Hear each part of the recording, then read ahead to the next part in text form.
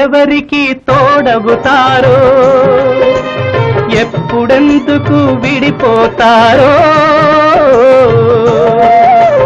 మమతను కాదని వెళతారు మనసే చాలని ఉంటారు ఎవ్వరి పయనం ఎందాకో అడగదు ఎవ్వరిని బదులే దొరకదని అడగదు ఎవ్వరిని బదులే దొరకదని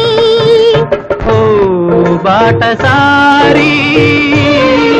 ఇది జీవిత రహదారి ఎంత దూరమో ఏది అంతమో ఎవరు ఎరుగని దారి ఇది ఒకరికి సొంతం కాదు ఇది ఓ బాటసారి ఇది జీవిత రహదారి